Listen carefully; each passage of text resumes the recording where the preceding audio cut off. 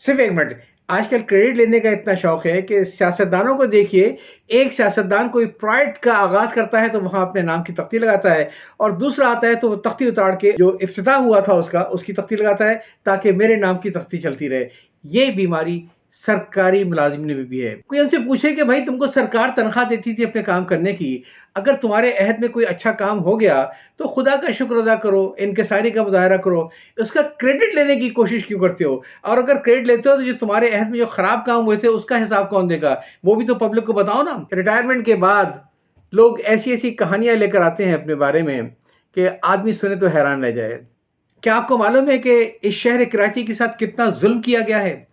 World bank کے document کہتے ہیں کہ اس شہر کراچی کی ترقی کے اوپر $838 ملین کا قرضہ لیا گیا ہے. Competitive and liveable city of Karachi, $240 million کا قرضہ لیا گیا ہے. Can you blue?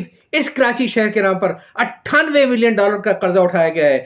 Karachi neighbourhood improvement project کے نام سے. یہ صرف 3 ایریا کے لیے، صدر ہے، ملیر ہے، کورنگی ہے، اس کی امپرومنٹ کے لیے $98 ملین کا قرضہ اٹھایا گیا ہے. جس طریقے سے اس شہر کے ساتھ ظلم ہوا ہے، بیوروکریسی اس میں برابر کی شریک تھی. اندازہ لگائیے کہ فریر گارڈن جہاں پہ ہزاروں لوگ آتے ہیں اور جہاں بیٹھنے کی بڑی گنجائش ہے، آرام سے بیٹھا سکتا ہے، اس کو چھوڑ کے اس سے صرف 1.5 کلومیٹر دور بیچ چوراہے پہ جہاں آدمی سڑک پار نہیں کر سکتا ہے، سڑک کے بیچ بیچ ایک اسٹریٹ لائبریری قائم کی آتی ہے، اور اس اسٹریٹ لائبریری میں صرف 600 کتابیں رکھی آتی ہیں، اور باقی لوگوں سے کہتے لے کر کتابیں لے کر آئیے اس کے اندر.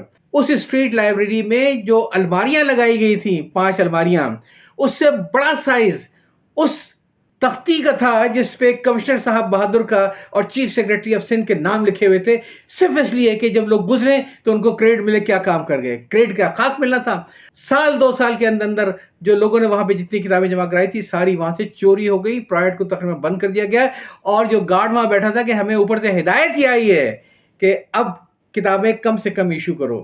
یہ ہو رہا ہے اس ملک کے اندر، اور لوگ اس کا کریڈٹ لیتے ہیں باقاعدہ بیٹھ کے. میں یہ کہتا ہوں کہ اگر آپ نے کوئی اچھا کام کیا تھا تو اس کا کریڈٹ آپ اللہ میاں سے مانگیے، لوگوں سے مت مانگیے. بڑے دل دکھے ہوئے ہیں ہمارے.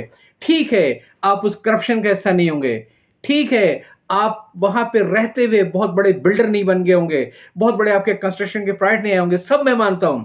آپ بیٹھے تو تھے نا اس وقت جب آپ کے سامنے سب کچھ ہو رہا تھا. اس وقت کیوں نہیں استعفیٰ دیا آپ لوگوں نے؟